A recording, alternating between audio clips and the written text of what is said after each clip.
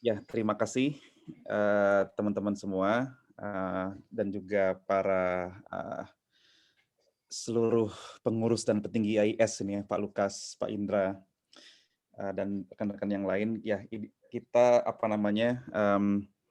melanjutkan kegiatan ngobrol-ngobrol santai gitu ya di seri kedua ini, yaitu IAS Paper Reading Series, di mana sebagaimana yang kita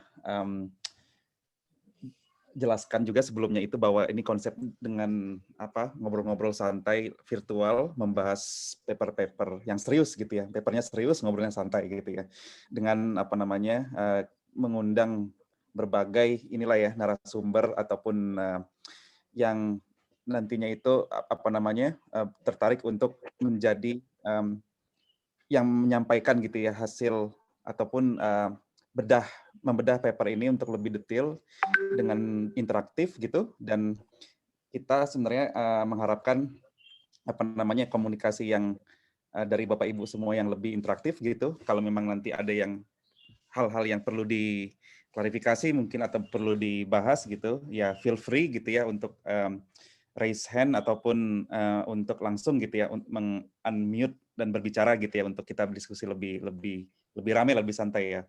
Barangkali sekarang ada yang sambil ngopi, ada yang sambil jogging mungkin ya kayak Pak Hendra gitu dua minggu lalu gitu ya, ada yang sambil nyantai di rumah, tapi nggak apa-apa, kita santai sambil kita ini ya menyimak ataupun belajar bersama lah gitu ya. Saya pun perlu belajar juga ini untuk paper yang akan kita bahas hari ini.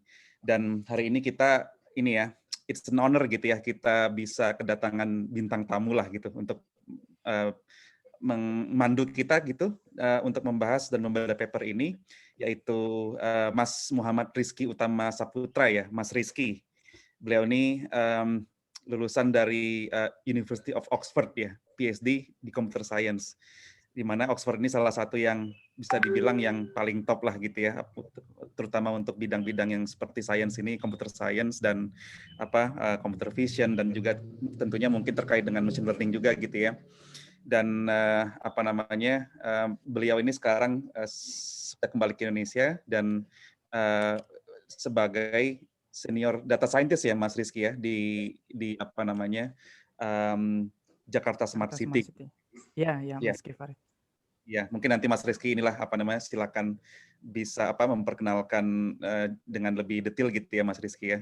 Jadi ya mungkin harapannya ke depannya itu kita terus ini ya, terus lebih banyak lagi nanti yang bisa join di sini gitu sebagai baik itu moderator maupun sebagai narasumber gitu ya, dengan membawakan diskusi yang santai seperti ini untuk sama-sama lah intinya kita mau semakin mendemokratisasi lah gitu ya, mendemokratisasi atau memperbanyak diskusi yang terkait dengan riset ini di ranah publik, sehingga AI itu ya udah mainstream lah gitu.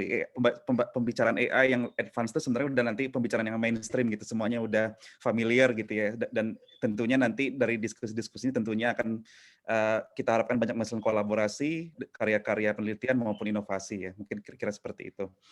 Dan mungkin untuk yang pertama sebelum kita ke acara inti gitu, diskusi intinya gitu, mungkin kami ingin memberikan kesempatan dulu nih kepada pengurus IAS dalam hal ini, mungkin barangkali Bapak Ketua Pak Lukas ingin menyampaikan sedikit gitu ya, mungkin terkait dengan IAS ataupun mungkin sebagai pengantar di acara ini. Mungkin kami persilakan Pak Lukas, terima kasih. Ya, selamat pagi teman-teman semua, khususnya Mas Givari, terima kasih untuk bukaannya, Pak Indra untuk organisasi acara ini, dan memang betul kehormatan buat kita, Mas Muhammad Rizky boleh berkenan jadi bicara pagi hari ini. Jadi acara Indonesia AI Society ini menjadi acara baru yang mengasihkan karena santai, kita bisa duduk ini, nggak harus pakai baju formal, bisa sambil ngemil, tapi yang kita diskusikan akan memperkaya pengetahuan kita. Buat Ibu Bapak teman-teman yang baru bergabung, baru mengenal Indonesia AI Society, inisiatif komunitas ini dimulai 3 tahun lalu, tahun 2018. Waktu itu terutama inisiatornya Prof. Suwono dari ITB.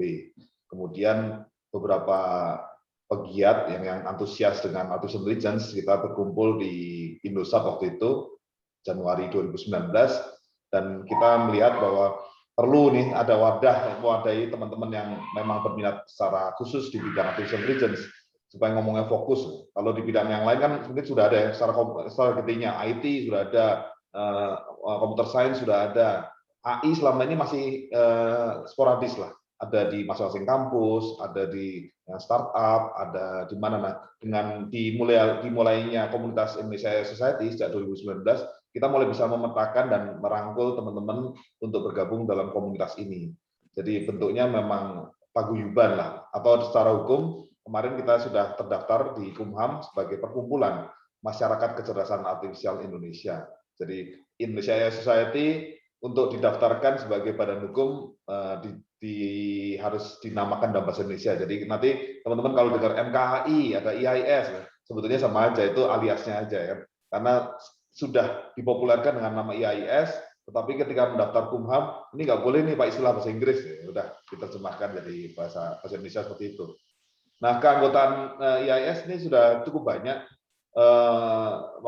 berkembang dalam 2 tahun ini mencapai sekitar 800 orang di seluruh Indonesia, dan seperti Mas Rizky ini yang di luar negeri, kita akhirnya bukan hanya chapter-chapter yang di Indonesia, chapter Jabodetabek, Jawa Barat, Banten, Jogja, DIY, dan Jawa Tengah, Jawa Timur, Sumatera, Kalimantan, tapi kita juga punya chapter diaspora. Nah, di sini ada koordinatornya Mas Tom Hart, ya, membantu kita mengkomunikasikan dengan teman-teman di seluruh dunia, meskipun kadang-kala perbedaan jam itu agak susah ya. Usaha kita untuk bisa berkontribusi di komunitas atau ekosistem AI di Indonesia, sejak tahun lalu kita turut membantu terlibat dalam task force nasional Stranas KA. Jadi Indonesia sekarang sudah punya strategi nasional kecerdasan artifisial untuk 2020-2045, itu menjadi pegangan kita bersama lah. Menjadi dokumen publik yang bisa paling nggak punya arahan bersama-sama, kita sudah sepakati kira-kira ini mainstreamnya. Nah, di samping itu teman-teman mungkin bisa mengembangkan yang sejalan dengan beberapa prioritas bidang itu. Nah, hari ini kita akan membahas paper itu sebagai makanan kita lah, karena AI itu majunya cepat sekali. Kalau kita cuma ngobrol di WhatsApp grup, kadang-kala kita cuma sepotong, dan itu sepotong lupa. Nah, hari ini atas bantuan Mas Rizky akan kita membedah sehingga kita bisa membahas suatu topik lebih dalam dan kita bisa mengerti esensinya. Dan di kesempatan berikutnya, seperti Mas Gifari tadi bilang, semoga teman-teman semua juga bisa bergantian peran sebagai moderator, sebagai pembahas utama paper gitu. Karena dalam hari ini juga bukan webinar, bukan satu-satunya satu arah saja, tapi masing-masing semoga berkenan bisa sharing dari pengalaman pengetahuannya untuk memperkaya diskusi kita hari ini. Demikian Mas Gifari, saya kembalikan, dan Mas Rizky terima kasih untuk kehadiran dan menjadi pembahas hari ini.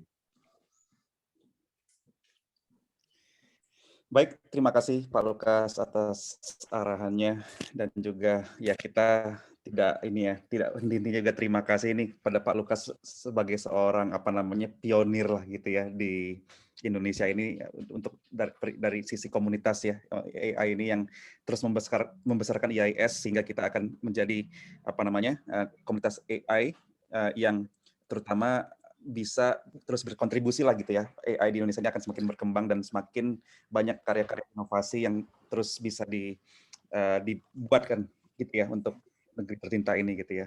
Baik, mungkin kita Mas langsung aja kali ya masuk ke kegiatan inti kita ya, kita diskusi bersama ini pada kesempatan kali ini paper yang akan dibedah gitu berjudul Large Scale Distributed Neural Network Through Online Distillation gitu ya. Kalau nggak salah ini di ICLR ya, Mas Rizky ya, ICLR 2018 atau 2019 ya, lupa. 2018 sepertinya. Dan iya. Dan ini ditulis dan merupakan riset yang dijalankan oleh dari Google ya, baik itu Google Brain atau Google DeepMind, yang menariknya di sini bagaimana dari industri pun juga ikut melakukan riset juga gitu ya di sini ya, yang terus untuk mencari hal-hal yang lebih optimal lagi dan bagaimana apa namanya solusi-solusi machine learning dalam hal ini mungkin deep learning atau neural network yang terus untuk dikaji supaya itu akan lebih scalable gitu ya ketika dia akan apa namanya diimplementasikan pada level production gitu ya. Dan mungkin detailnya akan kita dengar gitu ya. Kita akan diskusi bersama Mas Rizky Utama Saputra PhD. Dipersilakan Mas Rizky. Ya, terima kasih banyak Mas Givari. Ini seperti yang disampaikan tadi, kita santai aja ya. Jadi kita lebih ke nanti diskusi aja, ngobrol aja. Tapi nanti saya bisa sedikit pandu lah, karena saya mungkin udah bikin slide-nya ini. Saya ambil dari berbagai resource. Semoga nanti ada dengan gambar-gambar ini kita bisa lebih enak ya diskusinya, karena kalau lihat papernya itu hampir nggak ada gambarnya ya, itu tulisan aja semua terus tiba-tiba udah grafik-grafik kayak gitu. Nah kadang-kadang kalau kayak saya itu lihat yang nggak ada grafiknya itu suka pusing itu. Nah makanya saya cari-cari grafik nanti biar enak gitu ya Mas Givari ya. Jadi perkenalan singkat saja. Jangan lupa kok. Jangan lupa apa Mas? Jangan lupa kopinya disiapin juga. Oh iya. Ya. Ya, perkenalan singkat aja. Nama saya Muhammad Rizky Utama Saputra ya. Jadi dulu saya S1, S2 di Teknik Elektro dan Teknologi Informasi di UGM.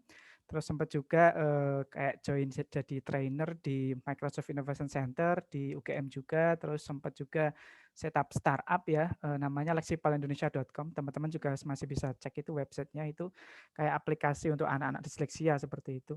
Terus saya juga terus PhD tahun sekitar 2016-an pertama masuk, lulus 2020, terus masih bantu risetnya supervisor itu sampai terakhir kemarin Maret lah 2021, sebelum akhirnya pulang ke Indonesia seperti itu.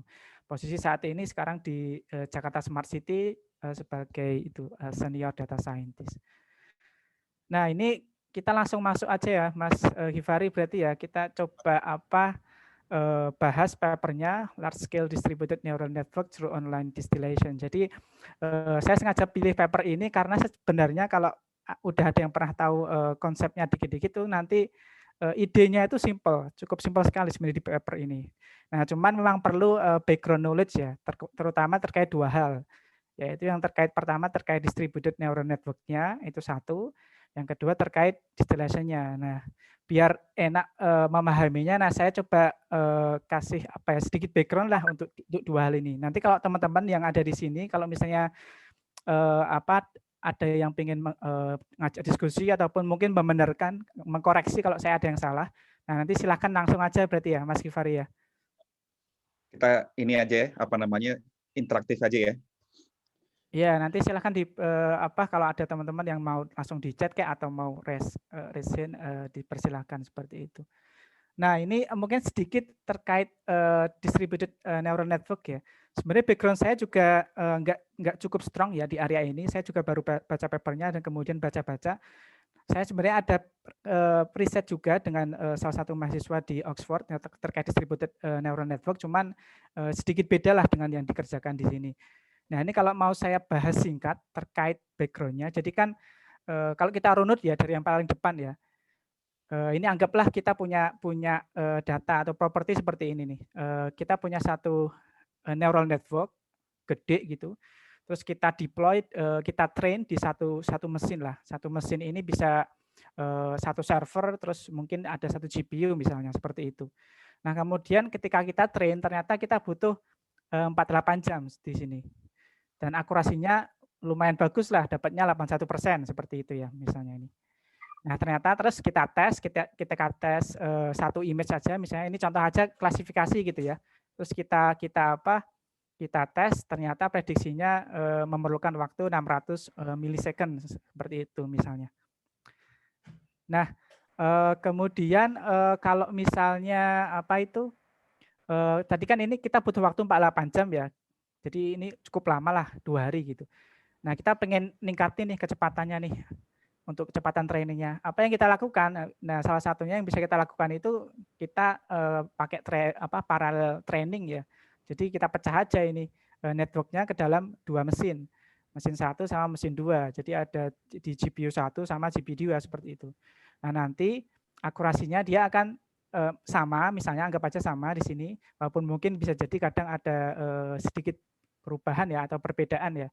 Nah, tapi training time-nya jadi berkurang drastis nih, jadi cuma separuh karena dua bagian network ini ditrain secara bersamaan seperti itu. Jadi ini Mas Rizky dia itu sebenarnya satu network tapi besar gitu ya ceritanya gitu ya. Tapi kita bagi misalkan jadi di train secara paralel di beberapa mesin gitu ya. Maksudnya distributed training ini ya. Sebenarnya Iya. satu ya tetap ya. Satu network gede. Jadi misalnya Mas, kalau misalnya kita punya 10 layer, anggap aja ya, nggak harus seperti itu, tapi anggap aja 5 layer di mesin 1, 5 layer di mesin 2 seperti itu. Nah, nanti udah itu kita train separuhnya di mesin ini, separuhnya di mesin sana. Nah, caranya gimana? Nah, caranya ini yang sebenarnya yang apa menarik untuk dibahas. Karena kan nggak bisa kita pakai cara train yang standar ya. Kan biasanya kan kalau kita nge-train neural network kan misalnya pakai apa stochastic gradient descent tuh. Nah, ini kita udah nggak bisa lagi karena ada distributed tadi, networknya kepecah dari 2 kan. Jadi bisanya pakai ya distributed stochastic gradient descent. Jadi metodenya sedikit beda. Nah, ini salah satu ada contoh implementasinya. Sebenarnya mungkin ada banyak variasi ya. Jadi salah satu contohnya ini yang ada di gambar di tengah ini. Jadi biasanya itu modelnya tuh kayak semacam ada parameter server ya atau main servernya itu, terus nanti itu bagian-bagian kecil networknya itu direplika ke setiap mesin. Nah, ini kan ada replikanya ya, di copy aja tuh ke setiap mesin ini. Nah, setelah itu setelah di copy udah nanti ngetrainnya bisa sendiri-sendiri. Jadi kita ambil kayak portion of the data, jadi nggak harus satu masuk semuanya ke sini, bisa jadi hanya sebagian kecil data di sini, sebagian kecil di sini, sebagian kecil di sini. Nah, udah kemudian nanti di-train per mesinnya. Nah, nanti kalau ada update gradient, ada update untuk ngupdate parameternya, itu tinggal itu aja dikomunikasikan ke bagian parameter server. Nah, nanti semuanya digabung jadi satu weight-nya seperti itu parameternya. Nah, cuman paling pertanyaannya gini, gimana caranya kita mengkomunikasikan itu? Nah, itu ada 2 biasanya, bisa sinkronus, bisa asinkronus. Nah, kalau sinkronus itu artinya, jadi di setiap mesin ini, 1, 2, 3 ini, untuk ngupdate si ini ya, yang atas ini ya, si parameter server yang atas ini, dia tuh harus nunggu semuanya selesai. Kan kasusnya gini ya Mas, kadang-kadang kan karena kita udah pecah networknya, terus kan ini kan weight-nya pun juga ukurannya bisa beda-beda ya. Terus mesinnya pun bisa jadi GPU-nya pun computation power-nya juga ada yang beda. Jadi misalnya satu pakai Titan V, satunya pakai mungkin CPU yang udah agak lama lah, GeForce berapa gitu. Itu kan speed-nya bisa beda. Nah, itu masih memungkinkan juga. Nah, di bagian area yang ini, yang synchronous stochastic gradient descent, itu ditunggu dulu semuanya sampai selesai nih, biru-birunya ini. Ditunggu dulu semuanya sampai selesai dalam satu batch misalnya, satu batch of data. Nah, kalau udah selesai baru di-share ke ini yang bagian parameter server. Ya. Mungkin kita step back sedikit ya Mas Rizky ya. Kalau konteksnya neural network ini kan sebenarnya kita berbicara back propagation ya untuk yang stochastic gradient descent-nya ya. Jadi kita biasanya kalau di back propagation itu ya kita ada forward propagation dulu dari input, kita jalankan semacam inference atau forward computation gitu dengan neural network-nya sehingga nanti dia mengeluarkan output gitu ya. Lalu output-nya itu nanti di compare ataupun dicocokkan dengan label kan biasanya seperti itu gitu ya. Dan nanti dihitung errornya kan dengan apapun metriknya, baik itu mau cross entropy atau mungkin mean square error segala macam gitu. Intinya ada loss function di situ. Lalu nanti dia menggunakan sinyal errornya itu dan ambil gradiennya untuk digunakan mengupdate parameter yang W ini gitu, yang ada di slide ini gitu ya. Yang W, terus itu akan diupdate berdasarkan gradien yang dikomputasikan dari error yang dari paling atas itu kan, secara sekuensial ke bawah itu kan sebenarnya gitu ya. Walaupun sebenarnya kalau dari sisi komputasinya itu kita bisa paralelkan gitu ya, Mas Rizky ya. Nah, betul sekali Mas. Iya. Jadi konsepnya memang seperti itu sih. Jadi kan ada forward dulu ya, ada input data masuk forward pass sampai ke pola prediksinya nanti dicocokkan dengan ground truth-nya. Kalau klasifikasi ya cross entropy lah misalnya. Nah, baru backward propagation-nya itu pakai back propagation misalnya. Nah, semua proses itu bisa diparalelkan seperti itu. Yang saya sebenarnya masih Stokastik. nangkep nih Mas Rizky, parameter server itu berarti semua parameternya disimpan di ada servernya, tapi dia mengandung semua parameter networknya gitu ya. Tapi dia Iya, juga pemahaman saya seperti itu Mas ya. terus dia direplika di berbagai tempat juga kan, yang berbagai mesin tadi untuk dilakukan komputasi yang sendiri-sendiri untuk bagian layer-layer tertentu gitu ya, kira-kira kayak gitu ya. Nanti Iya. dia ketika di tempat masing-masing itu sudah dihitung gitu ya gradiennya atau update-nya itu, ketika mau dikombinasikan dengan layer yang lain gradiennya itu bisa sinkronos atau asinkronos gitu ya kira-kira ya. Iya, betul Mas. Paham. Nah, tinggal tadi kalau sinkronus artinya ya udah nunggu dulu semuanya ini selesai gradiennya, terhitung semua, baru di copy lah, di update di bagian yang atas ini. Atau kalau yang asinkronus, nah udah ini nggak harus nunggu. Jadi Iya. kalau ini udah selesai langsung aja diupdate. Kalau yang ini masih lama nanti ya nggak apa-apa nanti. Nah, cuman ada kekurangan kelebihannya masing-masing nih Mas Givari. Kalau yang sinkronus karena dia harus nunggu, nah jadinya ada waktu yang terbuang lah. Jadi misalnya yang tengah nih yang L2 nih, ini udah selesai nih seharusnya nih. Ini bisa lagi jalan lagi loh 2 kali udahan. Nah, tapi karena harus nunggu, jadi harus nunggu jadi dari mesin yang paling lama selesainya. Jadi sana ada overhead lah, ada kadang-kadang jadi ada tambahan overhead karena harus nunggu yang lainnya selesai kayak gitu. Nah, kalau asinkronus, keuntungannya dia jadi lebih cepat tuh karena dia nggak harus nunggu ya. Nah, cuman masalahnya adalah bisa jadi gradien yang ini kan karena udah lama, ini selesainya nggak sampai 3 batch ya. Ini anggap aja ini per batch ya. Karena selesai udah sampai 3 batch itu ada istilah namanya kayak staleness gitu. Jadi gradiennya tuh udah basi, Mas. Iya, Karena betul. karena kan dia yang lainnya tuh udah ganti batch ini. Udah kan setiap batch kan random ya, Mas. Kalau kita nge-train neural network ya, kita dapat satu batch misalnya kita ambil random data, kita train, dapat gradiennya nih, diupdate. Nah, tapi di node yang lain ini, node mesin yang atas ini ternyata belum selesai. Jadi dia masih jalan terus, yang lainnya udah ganti batch. Oh iya. Nah, nanti ketika di-share, nah ini kayak udah dianggap bisa jadi nggak relevan gitu. Nggak relevan antara node yang satu sama node yang lain. Nah, namanya staleness kayak gitu. Jadi kayak udah basi lah istilahnya. Si gradiennya itu udah basi karena masih pakai batch yang pertama. Balap motor lah gitu ya. Ada pembalap yang udah 2 lap, 3 lap gitu, ada yang lain tuh Nah, ada betul. jadi informasinya dia udah basi gitu kan di lap pertama itu gitu. Dia udah masih ranking keberapa, orang lain udah ranking keberapa gitu ya. Iya, betul. Ya, karena tadi kecepatannya bisa jadi berbeda-beda. Nah, itu seperti itu sih konteksnya ya terkait distributed training ya. Atau Mas Rizky kalau boleh ya, ini barangkali teman-teman yang lain ada pengalaman gitu untuk training lebih dari pakai satu GPU atau lebih dari satu komputer gitu ya. Kalau mungkin kita juga pengen denger nih, kira-kira pernah ngalamin ini nggak gitu ya?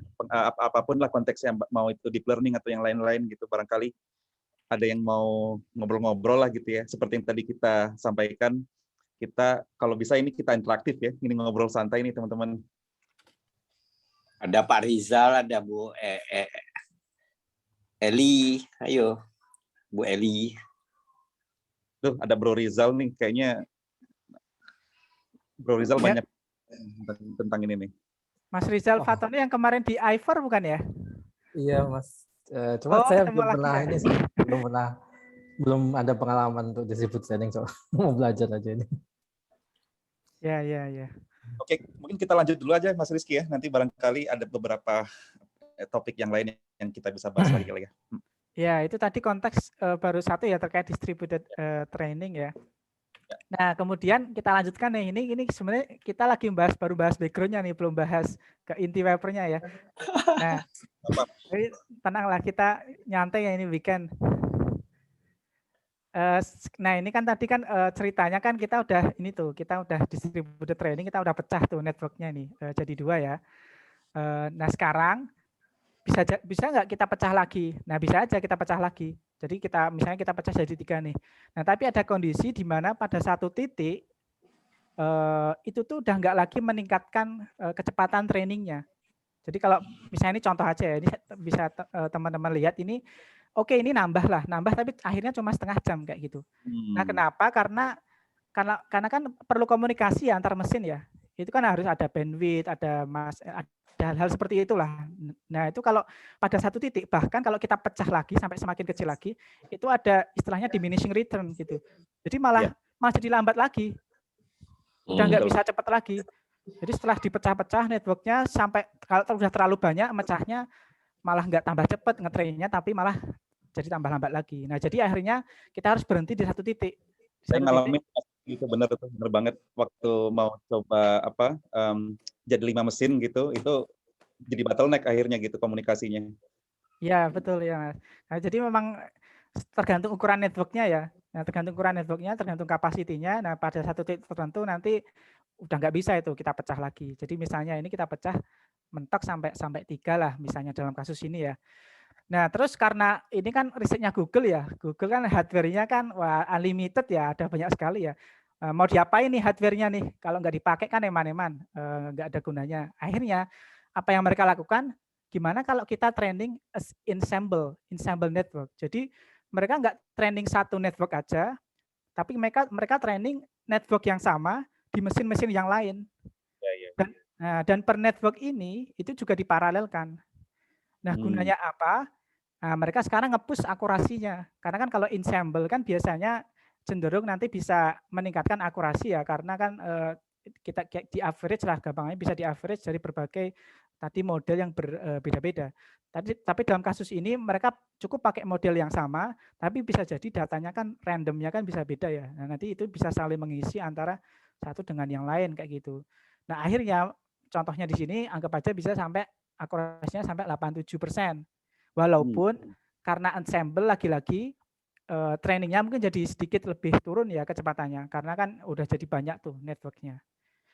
Nah, tapi ada kekurangannya lagi ketika dites, karena ensemble berarti kan ada 2 network tuh. Ketika kita tes pakai misalnya satu image, test time-nya, prediction time-nya jadi naik lagi. 2 kali lipat gitu ya. Nah, jadi misalnya contohnya hampir 2 kali lipat lah ini.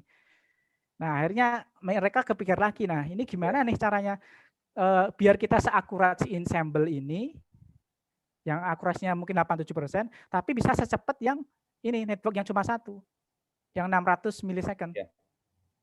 Nah, ini baru akhirnya mereka ngomongin soal distillation.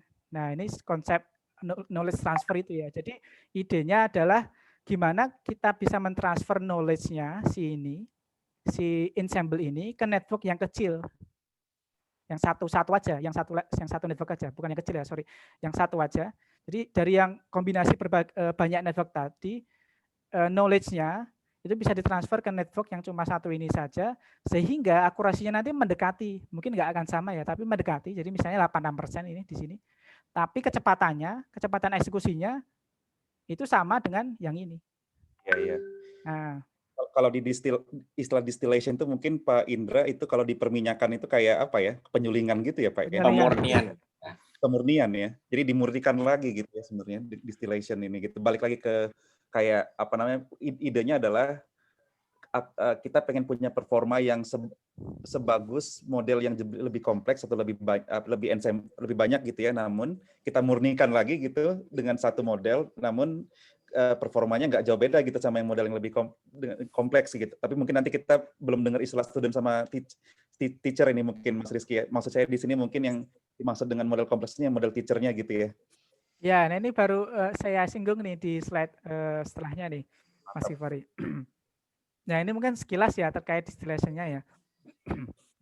Nah, jadi istilah distillation-nya itu biasanya kita punya dua konsep ini. Ada teacher network, ada student network. Si teacher network ini network yang bisa jadi gede banget, kapasitinya besar. Jadi anggap aja misalnya 30 atau bahkan 100 juta parameter lah. Terus si student network-nya ini yang si network yang kapasitasnya kecil. Jadi misalnya 1 juta ataupun 5 juta parameter seperti itu. Nah, bisa juga si teacher ini dia bukan network-nya yang gede, tapi dia ensemble. Jadi mungkin network-nya sama ukurannya atau lebih gede dikit, tapi dia ada banyak. Nah, terus nanti dia barengan, anggap aja simpelnya kalau prediksi nanti rata-rata gitu ya, diambil rata-ratanya seperti itu. Nah, idenya si knowledge distillation ini adalah gimana caranya kita bisa mentransfer pengetahuannya si teacher ini ke si mahasiswanya, si studentnya kayak gitu. Nah ini kayak kehidupan kita sehari-hari ya, ada teacher, ada student, itu saling transfer knowledge kayak gitulah. Nah si teachernya ini kenapa kok kita bisa mentransfer knowledge ya? Karena ternyata outputnya si teacher network ini kalau udah di train ya, itu tuh sangat jauh lebih informatif biasanya dibandingkan dengan si ground truth labelnya. Jadi si ground truth labelnya ini kan kalau biasanya ya kalau kita pakai klasifikasi ya ini kan kita representasikan pakai ini namanya one hot encoding ya Mas Givari. Jadi kalau misalnya klasifikasinya salah itu 000.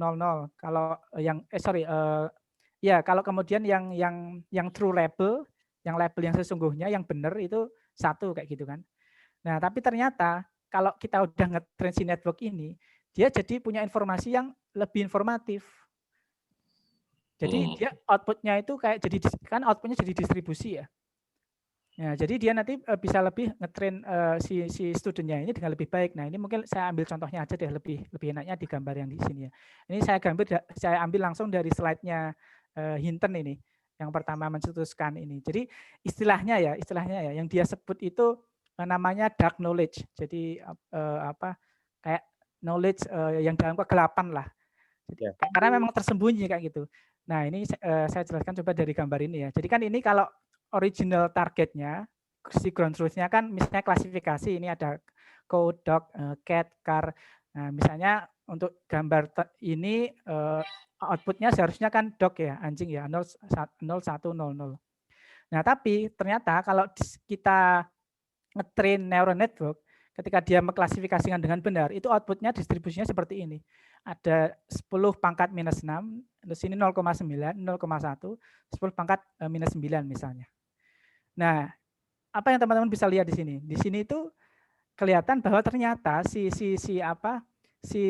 teacher network ini belajar hal-hal yang lain. Jadi misalnya, oh ternyata tuh si dog sama cat itu mirip loh. Sehingga kalau mereka dapat gambar yang itu dog entah cat itu, probability-nya itu mungkin misalnya kalau gambarnya dog ya, probability-nya mungkin tinggi yang dog, cuman yang cat ini ternyata cukup tinggi juga dibandingkan dengan yang car, dengan yang mobil. Karena apa? Features-nya si dog sama si cat itu kan mirip ya. Ada matanya, ada telinganya misalnya. Nah, kalau dibandingkan sama mobil nih. Nah, itu kan jauh beda sekali ya. Antara ini kan kelihatan ini kayak hewan, ini hewan kan. Nah, ini mobil kayak gitu. Nah, karena si network itu berhasil belajar seperti itu. Jadi kayak dia tahu korelasi antara kelas label yang mirip-mirip seperti itu. Nah, ini yang disebut sebagai kayak itu dark knowledge. Kalau di kelas labelnya ini yang 0, 1, 0, 0 ini kan nggak kelihatan ya. Nggak tahu kita kalau si dog sama si cat ini ternyata tuh mirip. Nah, kita malah tahu itu dari prediksinya si teacher. Kayak gitu. Nah, ini juga nih kelihatan nih. Menarik kan ini yang cow nih, ternyata juga lebih tinggi nih daripada car. Artinya apa? Si cow ini juga dia cukup dekat dengan dog sama cat ya. Karena kan sama-sama ya dibandingin mobil, karena kan ini sama-sama hewan ya. Jadi kan mungkin kalau di gambar-gambar image klasifikasi kan yang ya hewan kan dia punya kaki, punya mata, punya hidung, punya telinga. Tapi car mobil ini kan nggak ada ya si car ini ya. Ini saya coba ngelantur aja nih Mas Rizky ya. Jadi kalau hard label itu kayak kita belajar dari buku gitu ya, supervised learning-nya. Tapi kalau dengan teacher network ini kita kayak nyantri gitu ya, kayak nyantri atau kayak belajar di bimbingan sama dosen misalnya guru yang ada hidden knowledge-nya yang nggak keluar di buku gitu kali ya. Ada wisdom. Ya itu bagus juga itu. Dark wisdom yang kita bisa olah gitu, yang bisa kita ambil yang dia nggak kelihatan di hard label-nya gitu kan ya sebenarnya kan ya.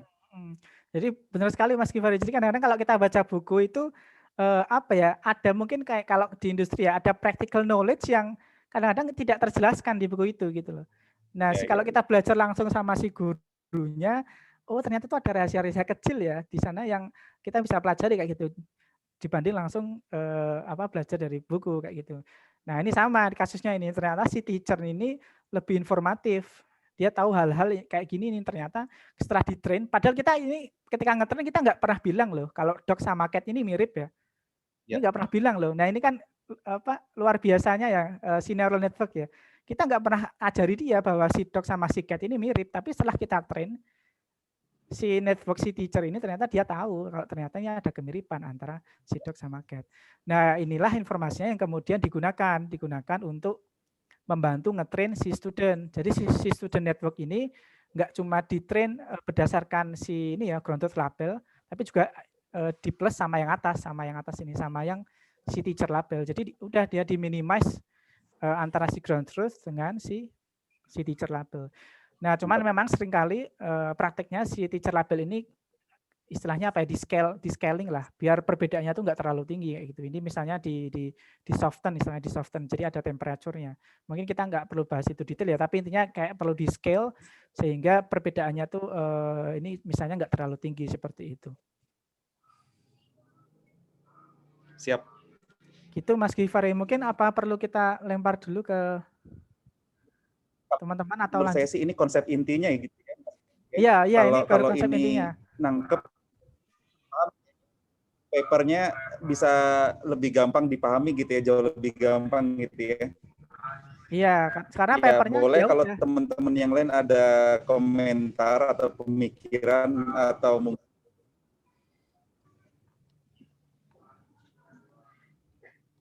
ya gimana Mas Rizky, silakan lanjut. Gimana Mas, saya sedikit terputus tadi. Ya, kayaknya mungkin internet saya nih juga agak terputus Atau gitu ya. internet Ya, saya. apa namanya, ini justru konsep intinya gitu ya, kalau memang itu kita pahami banget gitu ya, kayaknya untuk paper yang kita akan bahas itu justru lebih gampang gitu ya kayaknya Mas Rizky ya. Iya, karena ya udah dari dua itu kita langsung ke inti papernya sih. Inti papernya paling cuma 1 slide kok ini. Ya, berarti lanjut aja dulu kita ya, Mas, atau gimana? Mungkin saya sedikit bertanya aja. Karena tadi Silahkan, Mas. belum begitu jelas. Itu tadi kan ada dari guru, ada dari yang data yang aslinya gitu. Nah, ini gimana cara menggabungkan keduanya ini, Mas Rizky? Kalau boleh lebih detail lagi. Cara di objective function-nya, Mas Rizal. Itu cara menggabungkannya cuman itu ada di objective function-nya. Jadi tinggal di plus aja. Jadi kan kalau cross entropy ya, mungkin saya nggak ada contoh equation-nya. Jadi mungkin di sini ada nggak ya?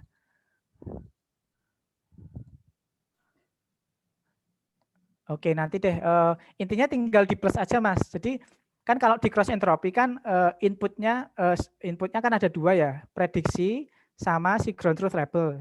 Terus dimasukin ke si objective function-nya, entah cross entropy lah atau mean square error, terserah lah. Itu ada 1 poin dulu tuh. Terus tinggal di plus aja, di plus. Satunya lagi prediksinya si student dibandingin sama prediksinya si teacher. Nah, jadi ada dua term di objective function-nya. Nah, nanti di-minimize barengan kayak gitu. Bisa barengan, bisa diatur sih. Mungkin weight-nya lebih tinggi yang teacher, weight-nya lebih tinggi yang yang si ground truth gitu juga bisa. Jadi apa namanya? Teacher-nya ini merubah prediksinya si student-nya gitu ya. Biar lebih match ke yang aslinya gitu atau gimana?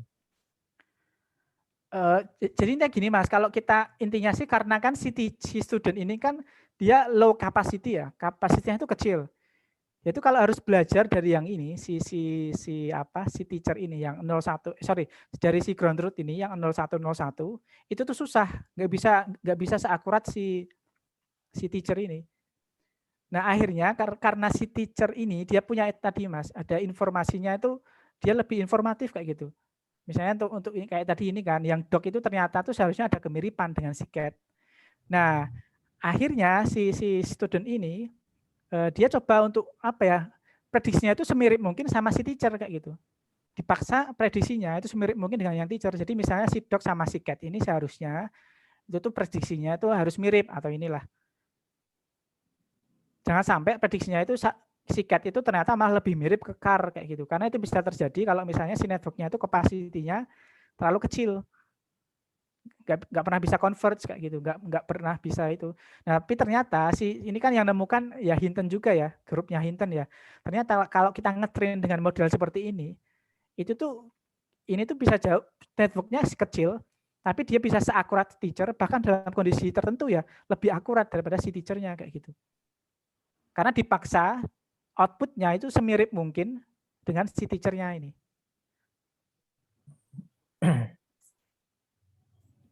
Jadi Bisa itu enggak? jadi loss-nya ada 2 komponen gitu ya Mas. Jadi yang output dari studentnya dibandingin sama apa namanya yang asli, terus output dari studentnya dibandingin sama yang teacher gitu ya, dan pengen semuanya dekat gitu ya. Iya, iya. Dua-duanya dekat, terus ditambahkan gitu loss-nya gitu ya. Ya ditambahkan aja loss. Aha. Cuman seringkali ada weight-nya kan Mas untuk menentukan mana yang lebih penting lah antara kalau dibandingin sama yang teacher ataupun dibandingin sama yang asli kayak gitu. Nah itu bisa Ya. diatur juga seperti itu. Tapi kalau loss-nya biasanya kan kalau yang asli itu kan pakai cross entropy ya. Kalau sama yang teacher ini pakai loss apa Mas? Cross entropy juga bisa. Cross entropy. Oke. Karena kan fondasinya sama ya, cross entropy kan ya kayak kita bandingin 2 distribusi lah. Cuma kan ini ya ini lebih informatif gitu aja sih. Oke, terima kasih.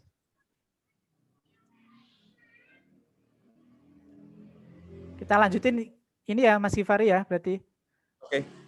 Ya jadi kalau tadi kita udah tahu distributed learning sama knowledge distillation, nah kemudian sekarang kendalanya adalah karena kita kalau ngetrain pakai distillation ini kita jadi ada banyak stage nih, 2 kali stage lah. Jadi pertama ngetrain dulu yang ensemble, baru ngetrain dulu, baru ditransfer dulu knowledge-nya dari si ensemble ke si network yang kecil ini. Nah ini kalau di papernya mereka bilang, nah ini seringkali yang bikin para praktisi itu males karena apa ya harus 2 stage gitu. Ngetrain dulu yang gede, baru kemudian ditransfer knowledge-nya ngetrain ke yang kecil gitu. Nah akhirnya yang mereka propose adalah apa yang mereka sebut sebagai co-distillation. Jadi co-distillation ya ini online distillation lah. Jadi intinya gimana? Ya udah nggak usah 2 stage, kita ngetrain bareng-bareng. Nah cuman kita ngetrainnya pakai ensemble network. Jadi anggap aja nih kita punya 4 ya, punya 4 network 1, 2, 3, 4. Nah si network yang pertama ini kita trainnya pakai ada student loss-nya. Student loss itu yang tadi prediksinya si network ini dibandingkan dengan si ground truth. Nah nanti di plus ada plusnya dengan yang mereka sebut sebagai co-distillation loss. Nah ini sebenarnya kalau dalam konteks distillation ya ini kayak dianggap teachernya lah. Jadi network yang lain dianggap teachernya, ini yang studentnya. Walaupun ini sebenarnya networknya sama semua. Kayak student sama teacher sama-sama belajar lah gitu ya. Iya jadi nggak perlu nunggu teachernya belajar dulu di awal gitu ya. Yang kalau konsep awal distillation gitu ya, teachernya dia belajar dulu di awal dengan data yang besar gitu, lalu nanti studentnya belajar di stage kedua dengan teachernya itu nggak belajar lagi gitu ya. Iya betul sekali Mas. Ya jadi kalau yang ini belajar gitu ya. Student sama teacher udah belajar bareng-bareng. Jadi mereka saling share informasi. Nah jadi kenapa kok itu bisa memungkinkan walaupun networknya sama sekalipun, karena kalau neural network ya itu pun inputnya beda, itu tuh networknya weight-nya itu juga bisa beda gitu loh. Jadi ini kan ada porsi dataset ya, datasetnya kan gede biasanya. Terus kita pecah jadi 4 lah misalnya 1, 2, 3, 4. Nah yang poin pertama masuk ke sini, batch kedua pertama masuk sini, batch kedua masuk yang ini, batch ketiga masuk yang ini dan seterusnya. Nah akhirnya mereka saling kayak tukar informasi aja kayak gitu. Nah ini di-train bareng-bareng. Nah nanti ini tinggal gantian. Jadi mungkin di epoch yang pertama atau ya itu contoh aja ya, epoch yang pertama kita nge-train yang ini dulu, terus co-distillation-nya yang ini, terus nanti selanjutnya kita nge-train yang tengah. Tapi sebenarnya bukan epoch ya, ini contoh aja. Jadi nge-train yang tengah, terus student-nya yang lainnya. Jadi antara teacher dan student pun ganti-gantian kayak gitu Mas. Iya, ini kayak mahasiswa belajar dengan pembimbing penguji belajar bareng gitu, tapi nanti maju sidangnya tetap studentnya gitu kan ya. Nah iya. Itu di production, di inference tetap studentnya kan gitu ya. Ya betul. Menarik nih. Ya, saya ngelantur aja nih secara filosofis apa gitu maksudnya gitu ya. Ya itu bahasa mudahnya seperti itu. Jadi udah ada empat orang bareng-bareng, anggap aja 4 orang ini orang awam semua lah, nggak tahu apa-apa, cuman mereka dikasih data yang agak sedikit berbeda kayak gitu. Ya, betul, terus udah mereka saling itu aja, saling share informasi aja. Mereka belajar bareng, saling share informasi kayak gitu. Ya, mungkin pertanyaan saya ini Mas, yang mungkin saya belum dapat juga di paper yang lebih jelas gitu kan. Ini sebenarnya networknya direplikasi sama persis gitu ya. Correct me if I'm wrong kalau nggak salah. Jadi student sama teacher itu arsitektur networknya sama, tapi nanti datanya yang beda-beda gitu ya. Nah, sebenarnya kalau kita asumsikan ada 4 network ini yang jadi student sama teacher itu sebenarnya semuanya nanti berpotensi untuk kita deploy di production gitu ya, salah satunya kan ya, benar nggak? Iya betul, betul. Pemahaman saya juga seperti itu Mas. Jadi mereka kan ada salah satunya itu yang untuk deteksi itu ya, bukan deteksi sih, untuk istilahnya ngetes prediction churn Pak ya. Jadi kan seringkali kan si neural network ini, misalnya ya ada satu network di train dengan data yang sama, epoch yang sama, udah terus di retrain lagi itu hasilnya tuh bisa beda kayak gitu, ya kan? Nah, terus kalau di kasus ini ternyata itu tuh mereka lebih bisa memaksa kalau kita ngetrain ulang lagi itu hasilnya tuh mirip-mirip kayak gitu. Nah, artinya apa? Per blok ini bisa dipakai ini. Terserah yang mana kayak gitu. Jadi dia kan salah satu penemuan mereka kan itu ya, insight yang mereka dapatkan ya, oh ternyata tuh kalau ngetrain pakai code distillation ini online bareng-bareng, itu tuh kita bisa memaksa kalau nanti kita retrain ulang, itu bedanya tuh nggak jauh-jauh amat kayak gitu. Iya. Tapi belajar kelompok lebih efektif dari belajar sendirian lah gitu ya. Nah, betul sekali ya. Kayak ini sesi kita ini kan kita sebenarnya belajar bareng-bareng ya. Nah, itu kan ada banyak input. Nah, itu nanti jadi ensemble lah. Jadinya Ya, kita ganti title-nya nanti code distillation gitu ya minggu depan ya. Betul. Betul sekali Mas Gihari. Teman-teman yang lain ada nggak yang mau memberikan pemikiran yang lain gitu ya, perspektif yang lain lah gitu ya. Jadi sebenarnya yang agak beda dengan apa namanya yang istilahnya itu conventional training lah ya di neural network ini ya, ini menggunakan apa namanya konsep gabungan code distillation ini sebenarnya diinspirasi dari SML model plus dengan konsep distillation kira-kira kayak gitu ya, di mana di sini apa namanya kita bisa mulai dengan beberapa network yang di-training secara paralel, tapi mereka saling tukar informasi gitu, belajar kelompok lah gitu ya, dengan harapan di hasil akhir gitu ya itu punya akurasi yang jauh lebih baik gitu ya, dan juga nanti kita bisa memilih aja salah satunya, kita nggak usah pakai semuanya untuk prediction-nya gitu ya di production gitu ketika di deploy. Jadi sebenarnya ya ini praktikal gitu kalau memang kita melakukan prosesnya dengan baik gitu kan ya. Ya, betul sekali Mas. Jadi selain kita maksa akurasinya kayak ensemble, karena kita nanti bisa pakai salah satu aja, nah itu kan jadi efisien lagi tuh. Jadi ada satu faktor lagi efisien. Jadi akurasi oke, efisiensi juga oke. Nah itu sih yang mereka apa ya? Mereka jadikan end goal lah. Betul. Itu perbedaannya apa ya dari modelnya student sama code distillation 1, 2, 3 itu bedanya modelnya apa? Persis sama? Kalau di paper ini mereka itu Pak, sebenarnya mereka mencantumkan bahwa yang mereka sebut di sini code distillation itu modelnya akan dibuat sama semua. Ini sama persis plug. Jadi nggak sama seperti yang awal tadi ya. Yang awal tadi kan data banyak, kemudian teacher itu kan suatu model yang besar gitu, kemudian dipelajari oleh student network. Itu kan lain kan? Ya, jadi awalnya ide distillation memang gitu Pak.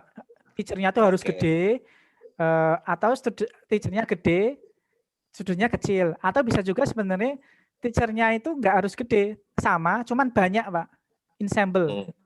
Nah ini kan yang tadi. Ya, kayak yang ini kayak tadi kan, sama tapi banyak.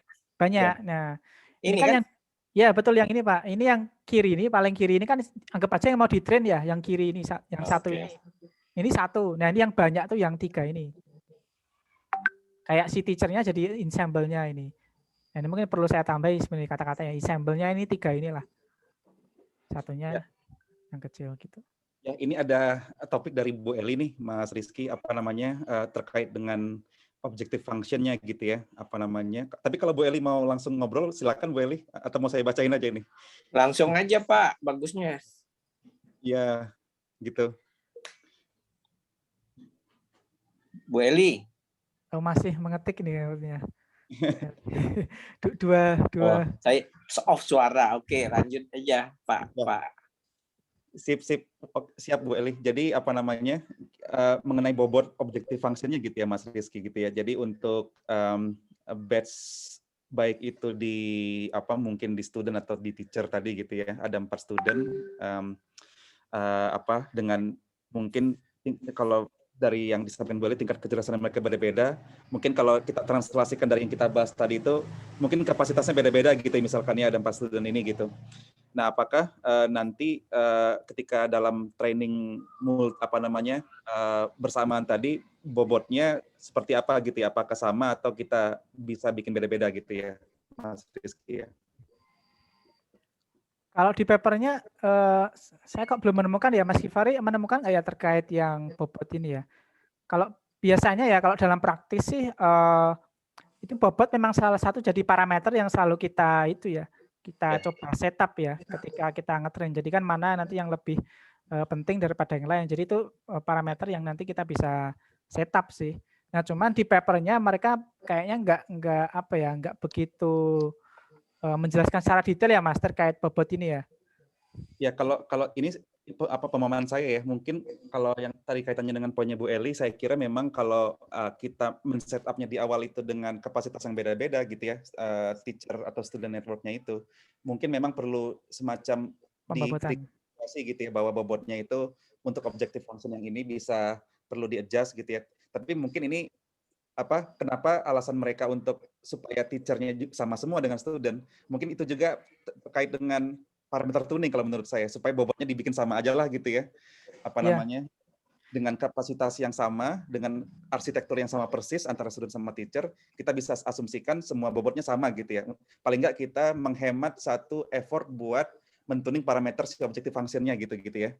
Nah, namun kita di sini pertanyaannya lebih kepada ide untuk belajar kelompok ini tercapai nggak gitu kan ya, dengan network yang sama persis gitu untuk di co-training kan atau co-distill kan gitu ya, di mana network yang sama persis tadi nanti kita atur dari sisi variasi di training datanya gitu ya Mas Rizky ya, di network yang A gitu training datanya randomization-nya atau mungkin subsample-nya beda gitu ya sama network yang lain gitu ya.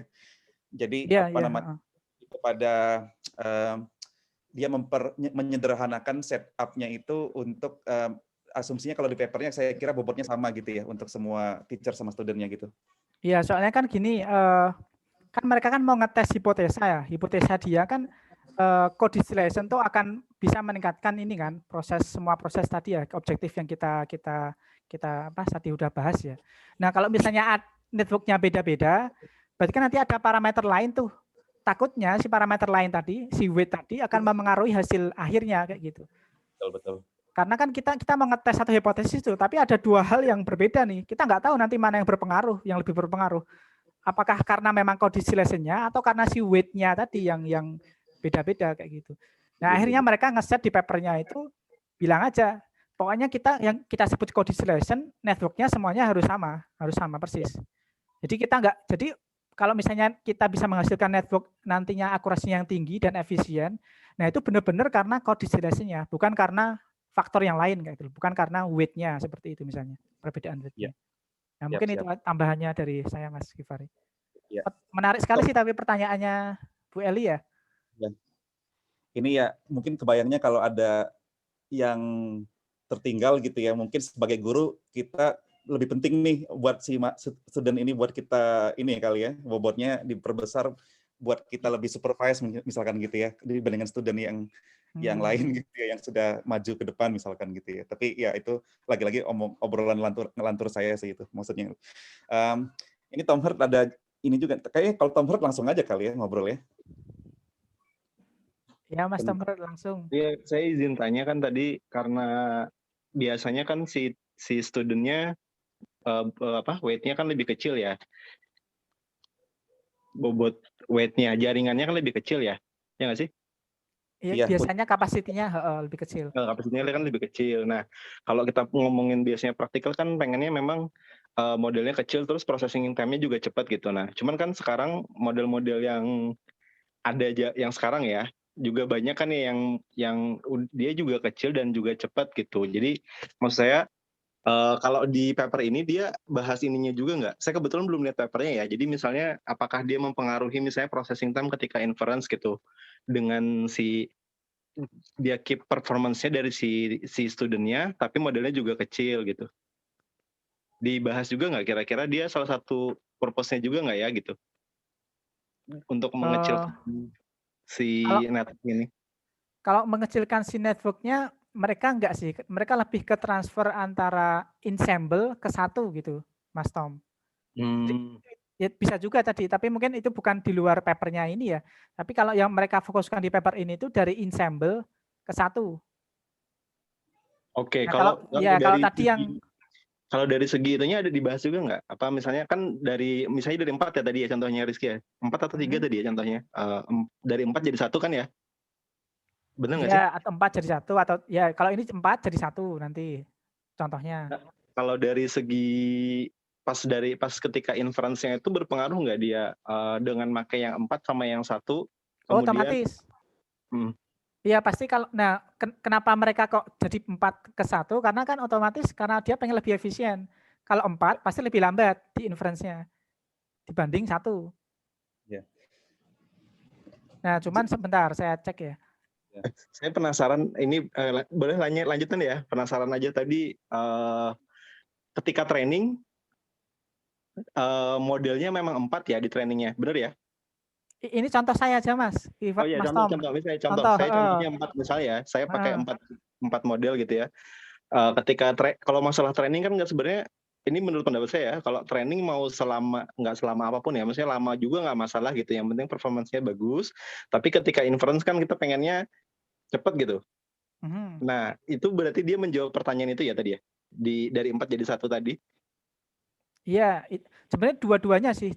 Mereka ngetrainnya juga pengen lebih cepat, 1. Terus pas inference juga jadi lebih cepat. Sepahaman saya ya Mas Tom. Jadi kan kalau tadi kan ini 2 stage ya. Ngetrainnya tuh biasanya ensemble dulu di train. Ini udah 28 jam nih misalnya. Terus di plus ngetrain yang distillation, yang second stage ya. 24 jam misalnya. Itu kan udah 2 hari tuh. Nah, kalau ini kan barengan, jadi udah 1 aja ini di sini. Jadi ngetrainnya juga lebih cepat, terus nanti pas inference bisa diambil salah satunya. Nah, jadi lebih cepat juga. Jadi dua-duanya sih pemahaman saya ya Mas Tom. Silahkan Mas Givari kalau ada tambahan atau pendapat lain. Mungkin training kecepatan yang pengen di achieve dari trainingnya pun sebenarnya relatif terhadap yang 2 stage tadi gitu ya sebenarnya. Karena kalau kita mau memanfaatkan ensemble model dan distillation itu jadi ada 2 stage yang dari sisi walaupun kita punya banyak mesin pun kayaknya juga ini ya cukup time consuming gitu ya. Ada 2 stage itu yang kalau memang bisa disingkat jadi 1 stage dengan performa yang kurang lebih sama gitu, akurasinya why not gitu kan, kira-kira kayak gitu ya. Dari sudut pandang Google, ini saya coba berpikir dari sudut pandang Google-nya gitu ya, kayaknya memang mereka pengen cari mekanisme yang lain lah gitu, perspektif yang lain untuk mempunyai model yang kekuatannya sama dengan ensemble model dan juga efisiensi dari distillation tadi gitu ya. Ya.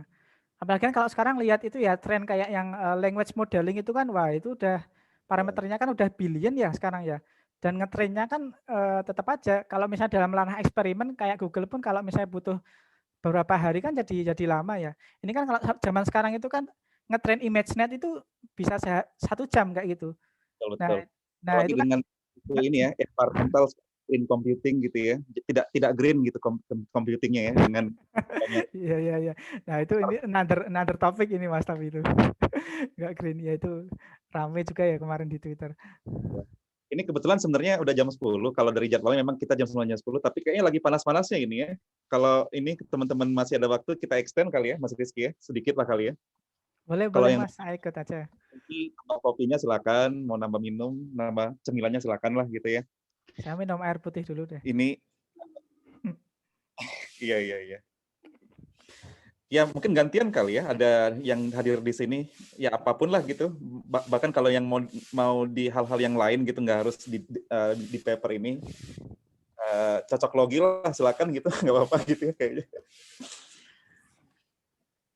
Jadi Pak saya mau tanya nih Mas, tadi kan ada untungnya kalau modelnya model besar, terus parameter besar, terus kita belajar dari yang dari teacher yang besar, data besar. Sekarang ini semuanya kita belajar dari teman ya seolah-olah gitu ya, tapi sama persis gitu otaknya, bukannya lain. Karena apa? Modelnya sama persis. Makanya saya bingung gitu. Kalau otaknya lain-lain, itu kita bisa belajar. Kalau otaknya sama, cuma datanya lain, itu kayak kurang efisien ya kalau secara logika aja gitu. Kalau otaknya lain, nah kita baru bisa mikir kayak ensemble biasa itu mungkin ya. Nah itu Ya. jadi apa secara logika kenapa dilakukan pemecahan data dan satu model yang sama, bukannya modelnya dipecah-pecah, yang problemnya itu kan model yang terlalu besar dipecah-pecah, nanti secara matematik dijadikan model yang lebih kecil terus digabungkan satu model yang gabungan dari itu kalau logika matematiknya gitu. Tapi ini enggak, modelnya persis sama, dimultiply, datanya dipecah-pecah, kayak kurang kerjaan gitu kalau menurut saya. Menarik Pak pertanyaannya Pak. Tapi memang ini kalau saya lihat ya, mungkin kalau ngomongin otaknya tadi ya, otaknya sama atau otaknya memang sama ini, cuman kan pasti mereka ada minimum requirement-nya Pak. Ada batas minimumnya ya. Kalau terlalu kecil juga nggak akan bisa produce minimum akurasi lah. Jadi kan mereka pasti ada minimum requirement-nya. Itu satu. Terus yang kedua yang mereka dapatkan ya dari eksperimen ini adalah ketika datanya tadi beda-beda Pak, si network-nya ini weight-nya itu, parameternya itu jadi beda-beda, output-nya itu juga bisa beda-beda. Nah akhirnya mereka akan jadi saling mengisi kekurangan yang lainnya Pak. Jadi ketika misalnya saya nih misalnya saya belajar belajar topik A lah. Nah si Mas Givari belajar topik B. Nah, karena datanya beda, kita jadi kayak mengisi gitu, Pak. Saling mengisi antara A dan B. Nah, ini mungkin agak sedikit berbeda ya kalau dibandingin dengan cara kerja, kurang tahu ya cara kerja otak manusia ya. Cuman mungkin karena ini kan mesin ya, dan mereka mungkin punya space knowledge-nya sendiri kayak gitu. Nah, ini ternyata modeling seperti ini pun bisa bekerja dengan baik seperti itu. Itu dari hasil eksperimennya mereka ya. Gimana Mas Givari? Menurut Mas Givari? Sebentar sebelum itu. Jadi kan kalau yang sekarang terjadi kan kita tes, kemudian datanya kita bolak-balik ke seperti self learning itu ya, self supervised itu kan kita bolak-balik, tapi dia lanjut terus memperbaiki weight-nya kan gitu kan kalau sekarang ya. Nah sekarang nih enggak gitu, kita pecah-pecah. Kalau datanya lain, dia enggak memperbaiki weight yang awalnya, tapi memperbaiki dia sendiri dengan data-data set berbeda. Misalkan dikasih noise, nah noise-nya mempunyai set of loss sendiri gitu, kemudian baru di ensemble belakangan gitu. Jadi model itu aja ya, satu parallelization of robustness gitu, kira-kira gitu nggak sih? Sebenarnya nggak harus di belakang Pak. Ini Pak kalau kita lihat di sedikit mungkin menambahkan gitu ya. Halo, apakah suara saya masuk? Ya. Ya, kedengaran Mas Givari, silakan. Halo Mas Givari. Putus ya sebenarnya Mas Givari. Lanjut dulu Mas Rizky. Lanjut. Oh iya. Ini Pak kalau kita lihat di ini kan ada ini Pak algoritmanya ya Pak ya. Jadi sebenarnya itu bukan di akhir Pak. Malah itu terjadi berulang-ulang ada for-nya ini kan. Jadi kan pertama mereka tuh gini. Pertama itu mereka train pakai yang standar biasa tuh, satu-satu dulu. Di minimize ke ground truth-nya, ke targetnya yang asli, yang beneran. Nah nanti selama belum convergent, nah jadi di awal tuh ini kode diskresinya dibuang dulu Pak, di awal Pak. Ini nggak ada dulu nih sebenarnya. Jadi ngetrain dulu satu-satu, sendiri-sendiri. Masing-masing, sampai titik tertentu. Nah setelah itu selama belum convergent, nah baru mulai ini ditambahkan, ini si student plus mereka juga selain belajar dari si ground truth-nya juga di plus sama yang lain-lainnya, kode diskresinya dengan yang ini. Tapi nanti ini muter-muter. Jadi dalam satu-satu misalnya satu epoch. Nah, ini bisa ganti gini. Gantian yang sini ya. Nah, terus sampelnya yang lainnya seperti itu. Dan itu terjadi jadi pakai kesepakatan gitu ya. Kalau misalkan banyak yang berbeda pendapat, cari dulu kesepakatannya terus baru lanjut gitu ya. Iya, semacam itu Pak. Jadi ini bukan terjadi di belakang sekali aja ya, atau jadi ya udah mereka belajar dulu sendiri, udah punya knowledge minimum.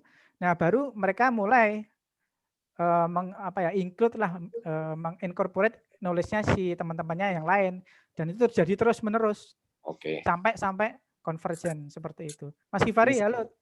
Iya, Tadi iya. terputus Mas Hifari kayaknya. Ya sorry, kayak koneksinya agak ini ganti-ganti nih, yang mana yang bagus saya switch lagi. Ya kayaknya sih ini yang menariknya, sebelum ngumpul belajar kelompok itu belajar sendiri dulu, belajar mandiri dulu gitu ya. Kerja, do your homework dulu gitu, baru ngumpul habis itu ya, kira-kira gitu kali ya. Kalau lihat algoritmanya gitu. Tapi kalau yang kaitannya dengan otaknya tadi yang Pak Indra katakan, saya sih ngelihatnya kalau yang dimaksud dengan otak yang sama ini cuma cangkangnya aja yang sama gitu ya, atau kapasitasnya aja. Tapi isinya bisa beda-beda gitu Pak Indra. Kalau saya sih ngelihat ininya ya, ngelihat apa yang di set oleh Google ini, ya kayak tadi mungkin Rizky bilang itu, ya kita topiknya bisa beda-beda gitu belajarnya, walaupun kapasitasnya sama gitu. Ya isinya beda-beda karena ya tadi topiknya beda-beda ya Mas Hifari. Iya, iya. Nah, mungkin ini ada ini ya, dari Pak Lukas, ada beberapa discussion point. Yang pertama itu tentang ini concern dengan weight initialization technique. Apakah ensemble atau co-distillation ini juga membantu mengatasi local minimum problem ya, local minima problem ya. Yang kedua, multiple network juga berarti biaya training meningkat gitu ya. Apakah sudah ada rasio jumlah ensemble network versus speed up yang dicapai untuk mendapatkan hasil terbaik gitu? Wah, ini pertanyaannya Pak Lukas berat ya ini ya. Coba yang pertama dulu kali ya Mas Hifari ya. Ini apakah ensemble coordination ini juga membantu mengatasi lokal minima? Kalau mengatasi membantu lokal minima ya. Kalau bayangan saya sih pasti to some extent ya Pak, pasti to some extent akan membantu ya, karena kan sebenarnya mungkin sebelum sampai ke co-distillation dulu pun ke ensemble itu kan pasti akan membantu ya, karena kan problemnya kan kalau cuma satu terus dibandingin dengan yang mungkin ada banyak dengan ensemble, pasti yang ensemble kan jadinya lebih akurat ya. Artinya kan dia bisa menemukan lokal minima yang lebih baik kayak gitu. Kalau bayangan menurut saya Pak, dari ensemble dulu udah pasti dia dapat menemukan lokal minima yang lebih baik. Terus nanti setelah di co-distillation ya itu hanya mekanisme untuk transfer sih, untuk transfer ke antar satu dengan yang lain seperti itu. Gimana Mas Hifari? Ada pandangan lain nggak atau? Iya. Saya ingin menambahkan, maksud saya gini Mas Rizky. Itu kan kalau lokal minima setelah training ya. Tetapi concern saya juga di weight initialization-nya. Karena setiap kali restart kan random lagi kan. Ada nggak pengaruhnya pada waktu weight initialization gitu? Restart random lagi ini maksudnya gimana ya Pak? Misalkan waktu apakah ada tekniknya yang terkait untuk weight initialization-nya? Karena kalau enggak memang betul-betul random, atau dalam kasus ini memang seperti biasa bahwa semuanya juga weight initialization-nya totally random gitu. Siapa tahu co-distillation bisa digunakan untuk berikutnya, atau apa ya, ada teknik untuk bisa membantu mengarahkan tadi supaya nggak lokal minima atau gimana, maka bisa dipercepat lah, initialization-nya lebih bagus gitu misalnya. Ada kaitan gitu nggak ya?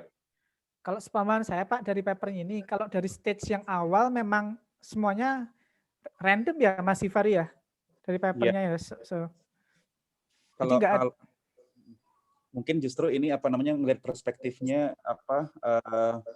harapannya dengan ensemble dan co-distillation ini kita bisa mungkin nggak terlalu banyak untuk melakukan initialization yang jauh lebih sophisticated dibandingkan random ya kayaknya, dalam artian dengan harapannya nanti converse-nya ke satu tujuan yang sama gitu ya, walaupun nanti di initialisasinya beda-beda gitu. Itu yang saya pahami dari konsep ensemble dan juga co-distillation ini. Biasanya kalau memang kalau di neural network yang sekarang itu biasanya sudah yang randomnya pun sudah ada semacam ini ya, dibatasi juga gitu randomnya dengan misalkan kayak ada Gaussian atau apa gitu ya Mas. Gaussian ataupun mungkin udah dibatasi gitu ya, nggak sepenuhnya random gitu. Jadi restricted random kan di metode-metode yang sekarang gitu ya. Nah, dengan sudah restricted itu pun mungkin dia Mana komputer di belakang? apa namanya harapannya itu nggak terlalu sporadis gitu perbedaannya setelah dia di training dengan waktu atau iterasi yang sama gitu ya.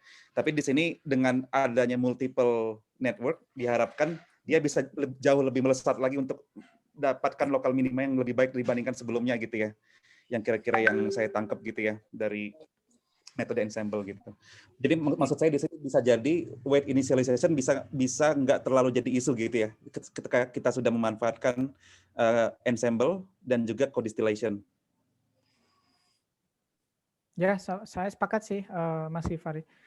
Jadi kan kalau misalnya kalau dari hasil eksperimen mereka ya, mereka kan juga mendapatkan kalau misalnya itu yang pakai two-way co-distillation ini nanti dia converge-nya lebih cepat kayak gitu. Jadi pada misalnya nih baru ini ya salah satu contohnya yang ini yang di step 5.000 itu untuk ImageNet ini, di step 5.000 itu udah dapat 75% akurasi. Tapi kalau yang misalnya yang ini yang standar atau yang batch synchronous yang standar aja yang nggak pakai co-distillation itu baru di step 7.000-an berapa itu baru sampai 75% kayak gitu. Jadi dia kan converge juga lebih cepat itu. Ngomong-ngomong dia pakai apa ya Mas Rizky ya? Pakai cloud atau pakai apa ya trainingnya ya? Dengan berbagai banyak mesin ini? Pakai kelas sih seharusnya Mas. Ini sampai 256 GPU ya. Mahal. Susah. Mahal nih, susah ini. Ini mesti ke ini ya, Pika kali ya Pak Indra ya. Ya. Oke, pakai SuperPod.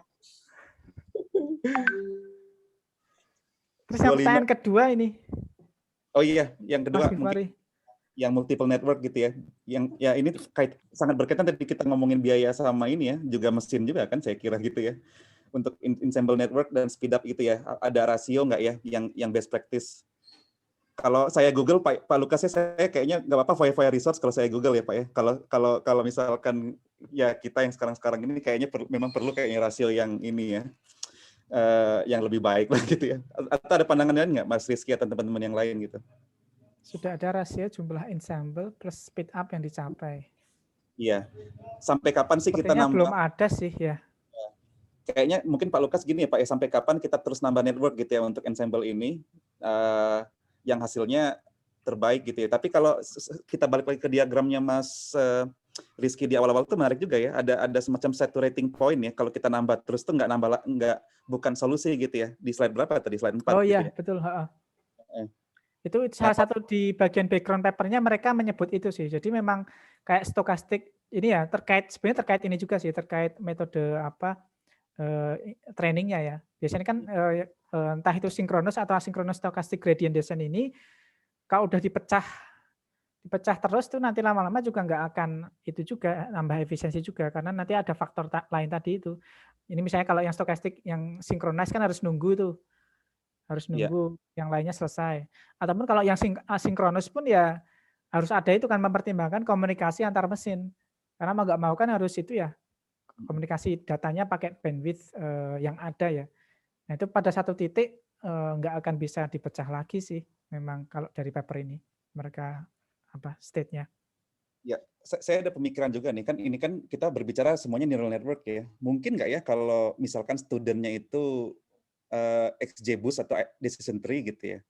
Teachernya neural network misalkan gitu ya. Mungkin nggak ya kita seperti itu ya co-distillation-nya. Jadi ya apa namanya ya karena biasanya kalau di produk kalau misalkan di aplikasi yang skala sangat besar tapi sebenarnya simple biasanya kita lebih milih model yang simple ya logistic regression, XGBoost atau mungkin SVM segala macam tapi kita pengen kemampuannya kayak deep learning gitu ya mungkin nggak ya kayak gitu ya saya juga ini belum pernah nyoba gitu karena kalau saya lihat sebenarnya dia ngobrolnya di outputnya kan ya dia nggak ngobrol di gradiennya antara student sama itu bisa jadi nanti outputnya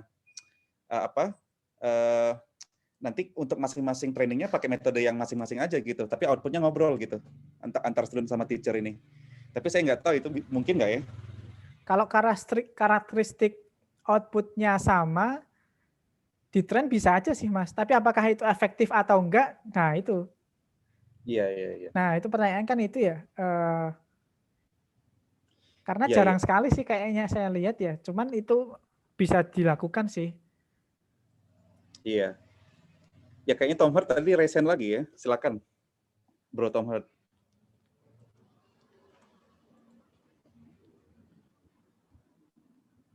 Nah, sudah pergi ini. Udah makan siang soalnya di Korea ya jam segini ya.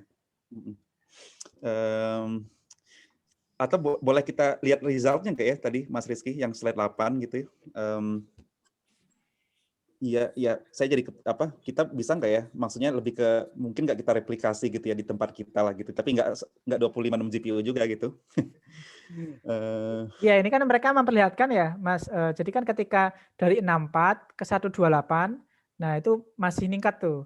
Tapi kalau sampai udah 256, nah udah nggak ningkat, udah sama tuh. 128 sama 256 kan udah sama tuh. Nah artinya apa? Mungkin kalau kita punya satu GPU terus atau mungkin dari 1 ke 8, nah itu seharusnya masih ningkat sih mungkin ya. Tapi tergantung kapasitas networknya juga sih. Karena ini kan mereka berbicara network yang sangat besar ya. Kalau nggak salah kan di yang crawl dataset ini bahkan lebih gede daripada Wikipedia katanya. Ya dari sisi komputasi resource mereka pun sudah nggak fair gitu ya buat direplikasi sama orang lain gitu. Makanya biasanya kalau kayak Facebook, Google tuh mereka nggak ragu-ragu gitu ya buat sharing detail gitu ya eksperimennya kodenya. Karena kayaknya mereka cukup orang lain belum tentu bisa replikasi gitu. Betul. Karena mereka nggak punya hardware seperti yang seperti mereka ya. Kita nggak punya hardware seperti mereka. Iya. Tapi saya rasa insight-nya menarik gitu ya bahwa mungkin kita bisa set a small example experimental setup gitu ya kalau kita mau mungkin yang di environment-nya kita ya kita tetap pengennya pakai single model tapi performanya kayak ensemble gitu ya kira-kira gitu ya message-nya ya. Iya. Kalau menurut saya sih kalau dalam rangka kecil misalnya ngetrain 4 ini mungkin sekali sih Mas, dan menurut saya akan membantu juga untuk meningkatkan training plus efisiensi. Jadi udah kita pakai network yang nggak usah gede-gede, tapi kita ngetrainnya 4 bareng misalnya. Itu kan kalau 4 GPU ya mungkin dalam ranah universitas atau perusahaan mungkin kadang-kadang masih bisa afford lah 4 atau mungkin 8 GPU seperti itu. Di kampus saya juga dulu ya jumlahnya sekitar itulah 4, 8 gitu-gitu. Nah itu kan masih bisa ya. Siap. Ya ini kita sebenarnya mungkin kita extend sampai 10.30 aja maksimal kali ya. Ini barangkali kita memberikan kesempatan 10 menit terakhir untuk dari teman-teman yang lain. Barangkali ada lagi gitu yang mau didiskusikan lewat chatting ataupun mau ngobrol langsung gitu ya. Feel free aja ya, feel free untuk ikutan nimbrung gitu. Bahkan kalau mau ngebahas yang agak di luar konteks ini silakan juga gitu. Ini nama juga diskusi santai kok gitu ya. Diskusi yang untuk ngebahas hal-hal yang serius tapi dengan cara yang santai gitu ya. Silakan mungkin Bapak Ibu semua. Mungkin lihat mukanya dulu ya, ditutup dulu ya biar lihat. Iya. Mas Rizal nih mungkin atau Mas Reza Aditya Permadi nih. Ini sahabat saya nih. Mas Reza, ada nggak yang mau disampaikan mungkin ya? Mas Tom Hart lagi silakan ya, atau mungkin Bu Maura, Bu Eli. Kalau anak-anaknya sudah agak menjauh, bolehlah ke sini gitu Bu Eli gitu. Terus siapa lagi? Saya ada nanya buat Mas Rizky untuk konteks ini sehari-hari aja. Mas Rizky di DKI ini jadi kira-kira seberapa jauh implementasi advance research-nya bisa untuk smart city di Jakarta?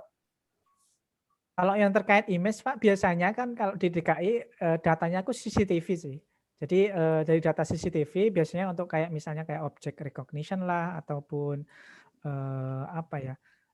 untuk kalau misalnya aplikasinya ya untuk misalnya deteksi tingkat kemacetan dari berapa banyaknya jumlah kendaraan ataupun motor yang lewat di jalanan ataupun mungkin juga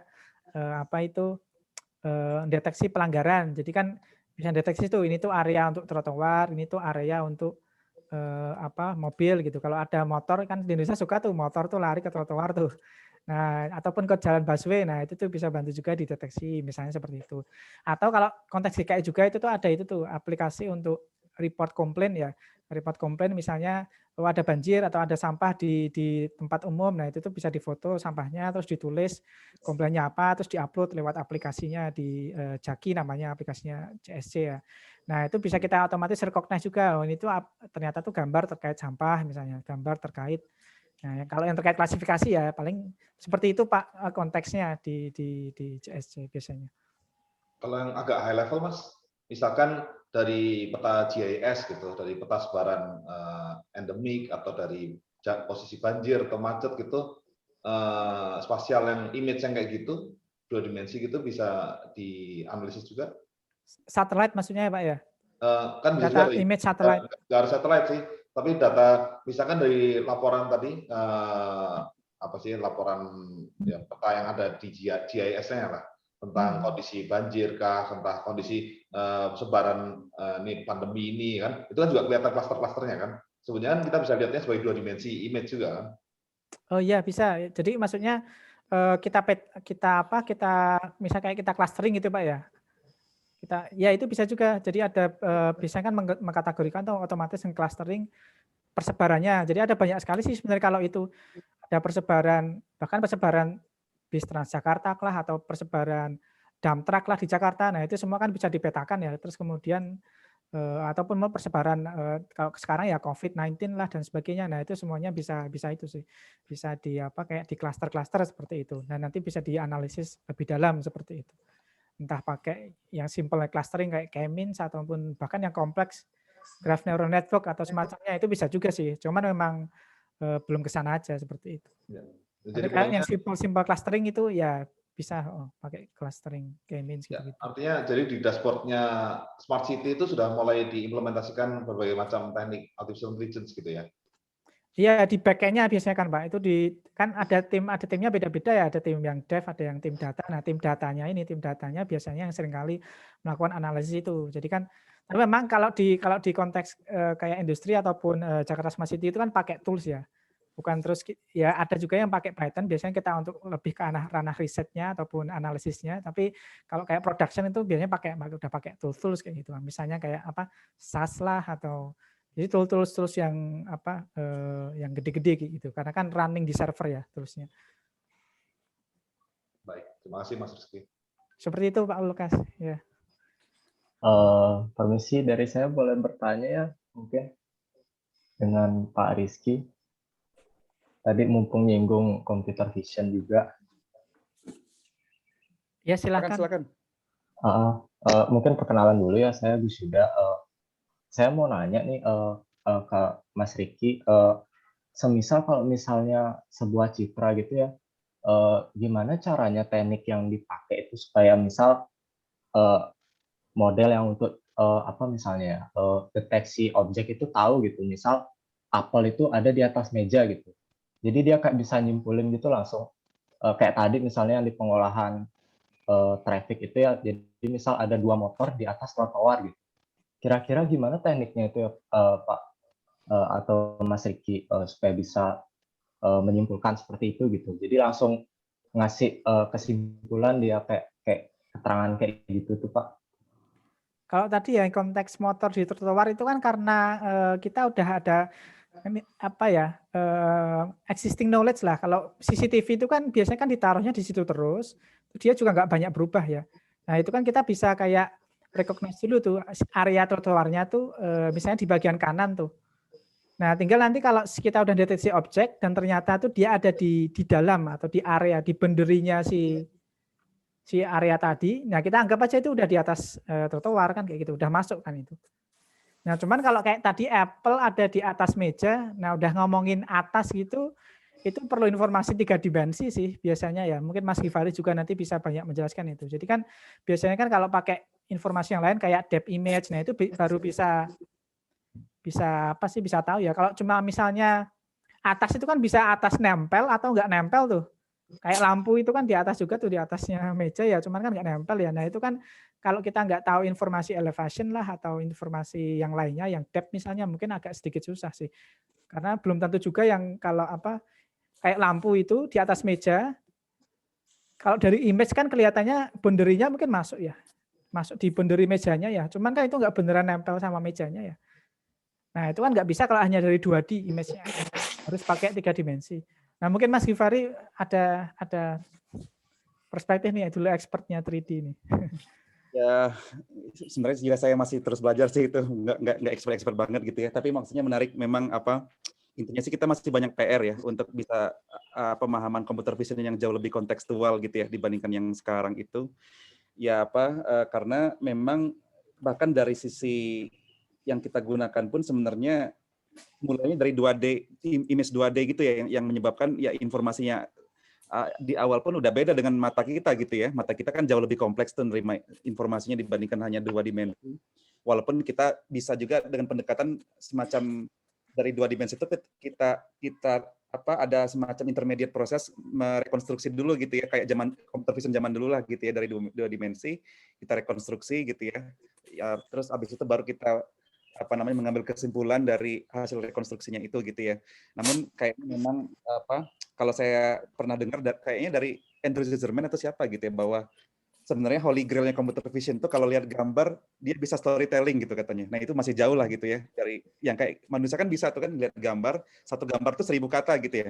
Dia storytelling gambarnya lagi ngapain, konteksnya tadi di atas tadi apa segala macam, itu udah perpaduan antara NLP dengan computer vision kan sebenarnya gitu ya. Dan itu kayaknya memang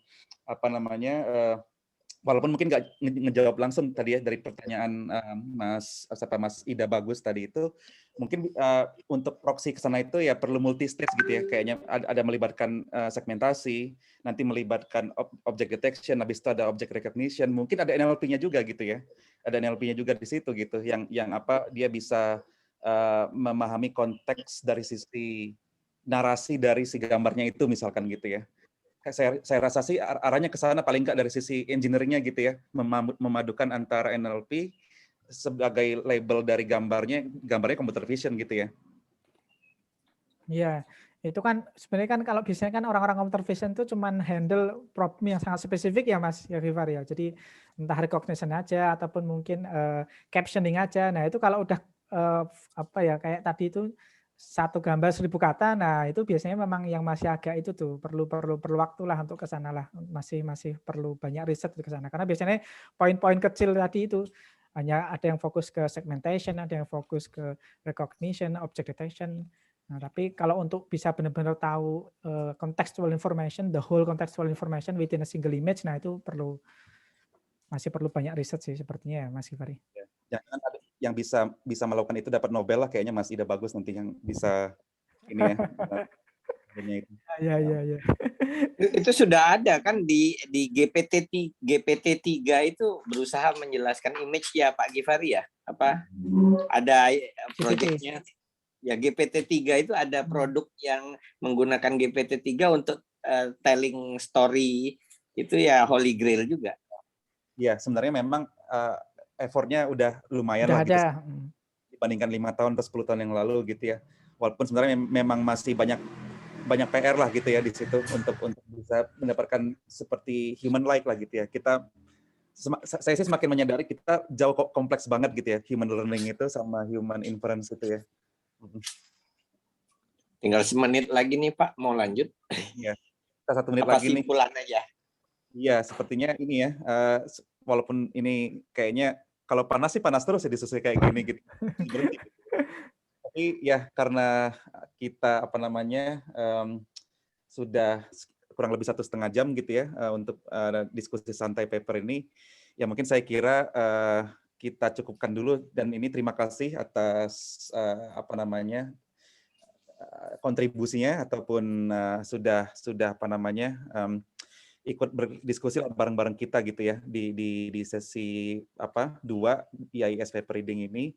Ya nanti kita akan adakan lagi ya secara reguler di minggu-minggu, mungkin di 2 minggu atau 3 minggu berikutnya dengan topik-topik yang berbeda dan juga narasumber yang berbeda gitu ya. Nanti ya kalau bisa ya silakanlah kalau ada yang mau proaktif untuk volunteer lah gitu ya, silakan kontak kami apabila ada yang mau mengajukan diri gitu untuk menjadi narasumber ataupun bahkan jadi moderatornya juga gitu ya. Kami open sekali gitu untuk supaya ya dari teman-teman pun ya secara komunitas kita aktif aja lah gitu, yang bawa topik bisa siapapun gitu ya, yang ngebahasnya bisa apapun gitu ya. Tapi mungkin kayaknya Mas Rizky bolehlah yang jadi penutupnya ya, karena kebetulan sudah menyiapkan lesson learn-nya gitu ya dari diskusi kali ini gitu. Ya, makasih Mas Gifari. Sebenarnya tadi lesson learn-nya mostly udah dibahas ya. Jadi intinya kan saya langsung yang kedua ini aja deh, yang kedua yang terakhir aja, ini yang kesimpulan dari papernya. Jadi si online distillation ini dia bisa kayak yaitu nambah extra parallelism lah. Jadi nanti kalau kita mau nge-feed large data set, itu tuh bisa 2 kali lebih cepat kayak gitu, karena tadi prosesnya kita langsung semuanya nge-train bareng-bareng, terus juga di-ensemble kayak gitu. Nah, terus akhirnya kita selain bisa ningkatin akurasi juga di end goal-nya kan karena kita cuma pakai satu network-nya itu bisa jadi lebih efisien kayak gitu. Terus yang terakhir sebenarnya tadi mungkin belum terlalu kita bahas, tapi salah satu yang mereka temukan adalah dengan si online distillation tadi atau co-distillation tadi. Nah, itu tuh itu lebih gampang mereproduksi hasil dari suatu network kayak gitu. Jadi misalnya kan kalau kita punya satu network, kita retrain itu seringkali prediksinya atau outputnya itu bisa agak berbeda itu dengan yang sebelumnya kayak gitu. Nah kalau kita ngetrainnya pakai co-distillation atau online distillation, nanti itu outputnya akan mirip-mirip seperti itu. Jadi lebih gampang direproduksi. Mungkin itu Mas kesimpulannya dari saya. Semoga bermanfaat ya diskusi kita pagi ini. Baik, ya terima kasih ya. Begitu teman-teman semua paparan ataupun diskusi yang dibawakan oleh Bapak atau Mas Dr. Muhammad Rizky ini ya. Semoga apa yang kita diskusikan pada hari ini menjadi sumber inspirasi, menjadi hal yang bisa dipelajari, diresapi lagi untuk nantinya mungkin ada ide-ide yang baru gitu ya. Mungkin itu sebenarnya motivasi kita, ada ide-ide yang baru yang baik dari sisi riset atau dari sisi inovasi itu bisa dikerjakan gitu ya dengan membahas hal-hal yang bisa dikatakan ini advanced AI atau machine learning namun dengan cara yang lebih santai gitu ya. Mungkin saya kira itu dari kami, dari IAIS. Terima kasih Pak Lukas, Pak Indra atas supportnya dan Mas Rizky atas... Di foto dulu Mas, tolong dimatiin ininya di... Oh iya. Share screen-nya ya. Iya. Ya, ada yang siapa yang mau moto nih? Ya, sebagai penutup kita foto bersama dulu ya. Buka dulu. Pak Givari tolong fotoin bisa apa? Apa saya? Boleh. Ada yang mau buka semuanya? Ya, kayaknya ini sedikit yang ya. Saya lihatnya ada 4 halaman ini. Ya. 1, 2, 3. Halaman 1 baru. Halaman 1. 2 halaman deh ternyata. 1, 2, 3.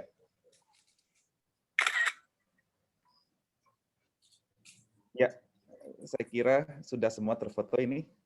Ya. Oke.